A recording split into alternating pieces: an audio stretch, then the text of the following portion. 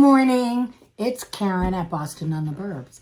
Today I'm going to tell you just 3 things that you need to do if you're going to put your house on the market, an inherited house on the market, something that is, a lived-in house. But you really got to do these 3 things or no one's going to want to look at it. Stick with me and I'll be right back.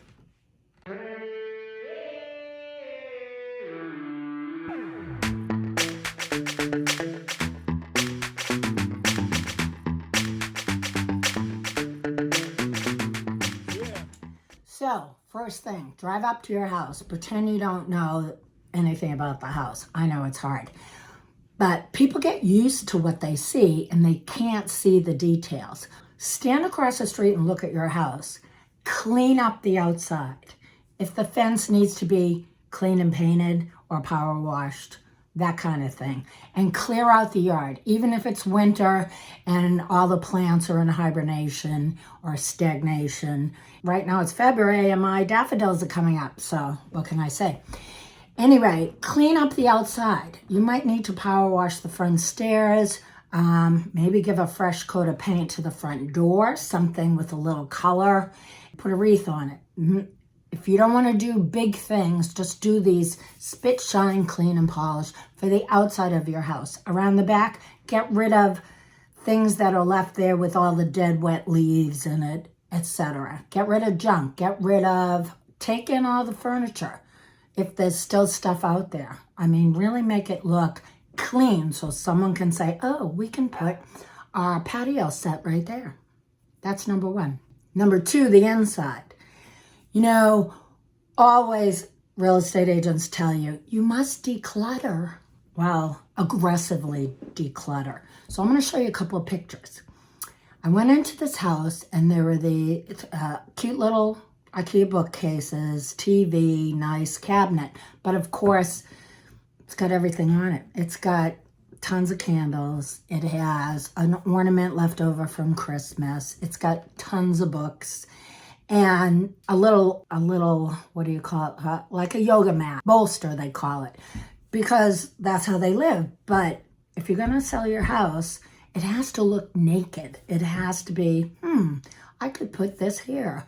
Whoever comes in doesn't want to look at the book titles. They want to look and say, oh, we could put XYZ here. They're looking for spaces to put their furniture.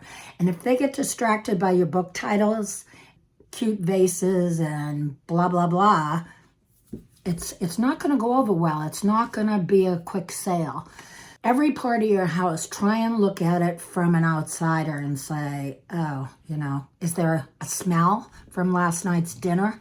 Even though it's winter, I'd open all the windows any day. It's over 40 degrees and just keep airing it out. That's only one part of it. So I'm going to show you a couple of pictures, before and afters. And they're not that aggressive. Oh, but I want this vase to stay here, or I can't get rid of all my books, it will look naked. This is, I would say, an 80% good job, but it could be pared down even more. The third and most important, a professional cleaning. Now everything's good. You cleaned, you vacuumed, it looks pretty sparse. There's not 17 pillows on the sofa, there's 2. Not kidding. Same with the beds. Simple, clean.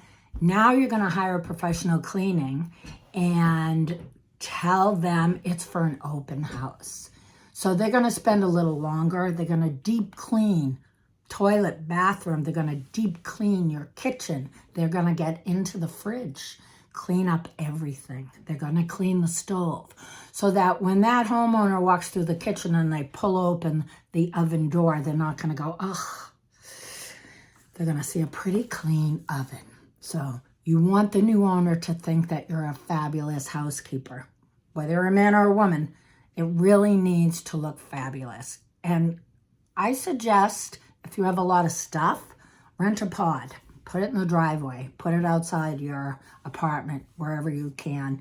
And get all the, 72 books and only leave 12. So it's called pre-packing. And in the big energy of life, You're telling the universe, see, I'm packing, I'm selling my house. So you'll sell your house quicker. Honest to God. That's it. Okay, bye.